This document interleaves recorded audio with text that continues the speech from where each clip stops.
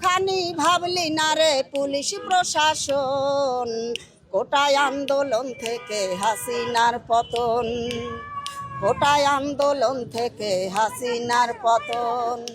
বাঁচা থেকে মরাই ভালো এটাই করে পণ, কারফু বন্ধ করে দেখো নামলো জনগণ। জনগণ কি করতে পারে দেখ হাসিনা চিন্তা করে, দখল করে নিল দেখো ওই গণভবন, কোটায় আন্দোলন থেকে হাসিনার পতন। এইবার আসো খেলা হবে, সবার চেয়ে বেশি চালাক ওবায়দুল কাদের, কোথায় পালাইয়া গেল জানে না তো কেউ।